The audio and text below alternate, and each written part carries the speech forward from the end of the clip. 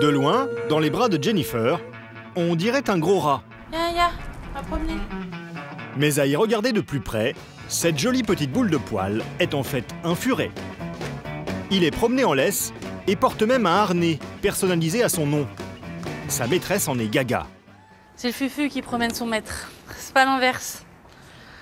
Il furte, on le suit. Depuis quelque temps, c'est devenu très tendance de s'exhiber avec ce petit animal. Et c'est Hollywood qui a ouvert la voie.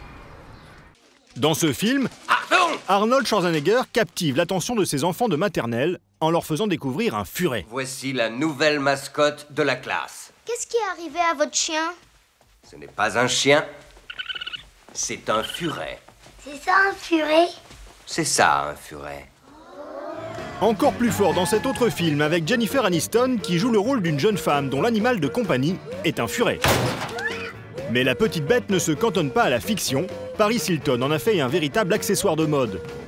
Et en France, ils sont nombreux à avoir imité ces modèles. Il y aurait aujourd'hui plus d'1 million de furets dans notre pays. La presse se fait l'écho de ce petit phénomène, la furémania. Car il y a peu, l'animal était cantonné à un rôle beaucoup plus rustique. Qu'est-ce qu'on prend? Deux furets? Il y a belle lurette que le furet n'existe plus à l'état sauvage. Il est domestiqué par l'homme depuis plus de 2000 ans pour ses qualités de prédateur. Raoul. Ah oui, vous leur mettez de la paille? Vous savez ce qu'il faut faire là? Parce que là, il fait pas chaud aujourd'hui. Vous savez ce qu'il faut faire là? Oui. André et Raoul, deux retraités ariégeois passionnés de chasse, en possèdent chacun une quinzaine. Ils les mettent gratuitement au service de propriétaires terriens qui veulent se débarrasser de rongeurs nuisibles. C'est le cas de cette dame, dont le domaine est envahi par les lapins. La technique ancestrale est très simple. Il suffit d'introduire le furet, qui est un carnivore, dans le terrier du lapin. Instinctivement, il agresse et effraie sa proie, qui est contrainte de sortir. Il faut être patient et avoir de bons réflexes.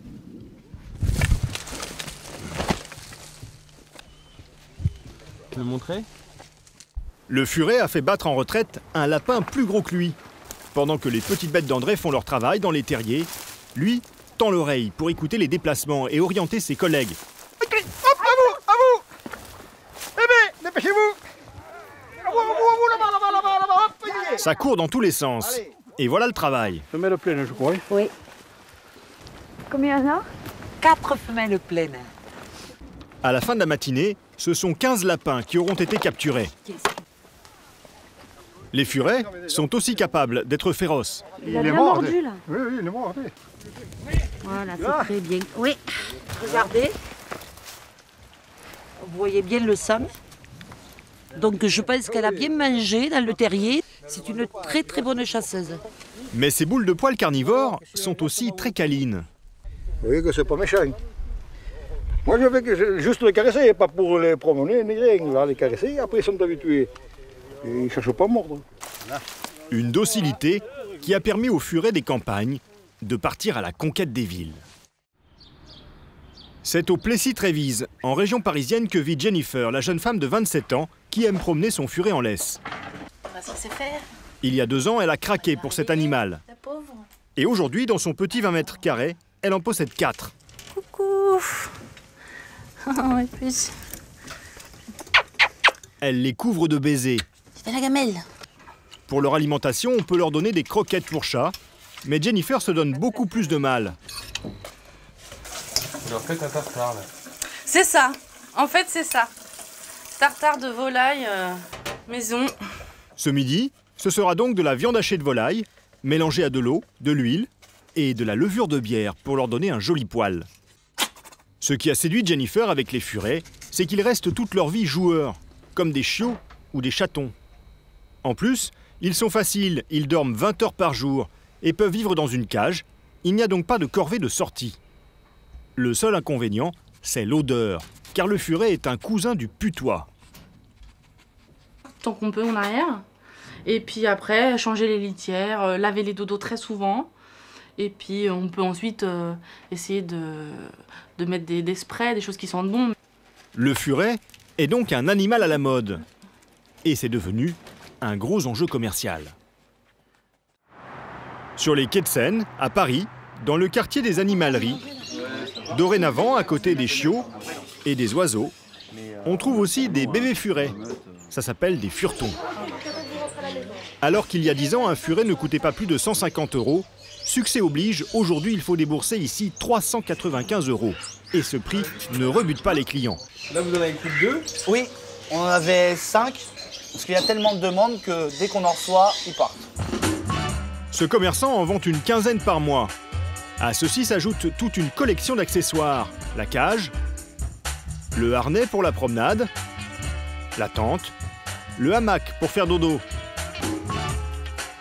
les déodorants pour les mauvaises odeurs. Il y a même des friandises spéciales furet. Et les passionnés sont prêts à aller beaucoup plus loin encore. Ce qui plaît beaucoup, c'est de jouer à la poupée avec son furet. Sur Internet, on trouve toute une garde-robe. Veste, cravate, cagoule, une frénésie qui suscite des vocations.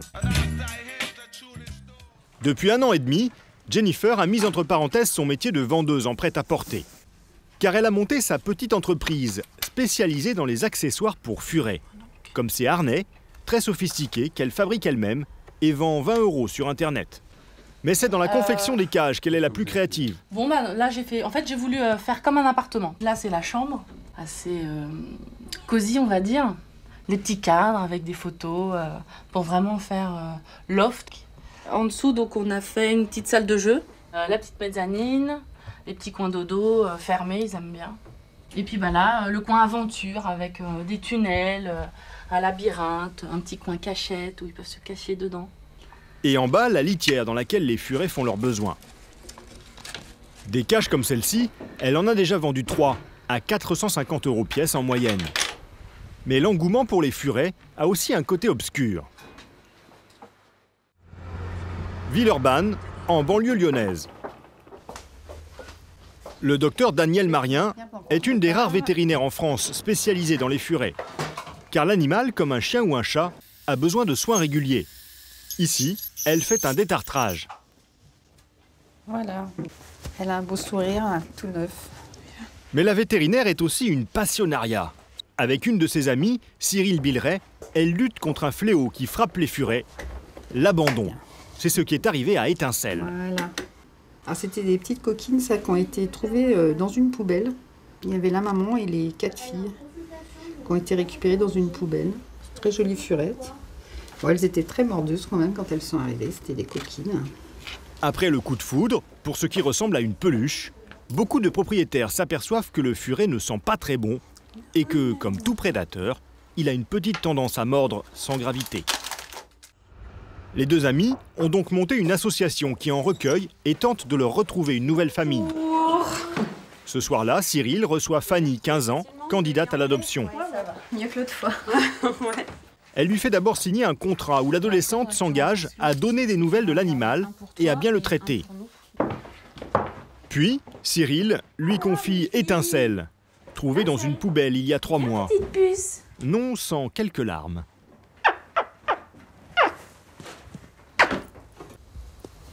Allez, on ferme. Et vous faites quoi? Ça fait 3 mois, 4 mois qu'elle est là, donc bon. Enfin, je sais qu'elle va être heureuse, donc bon, c'est des larmes de joie, hein, mais...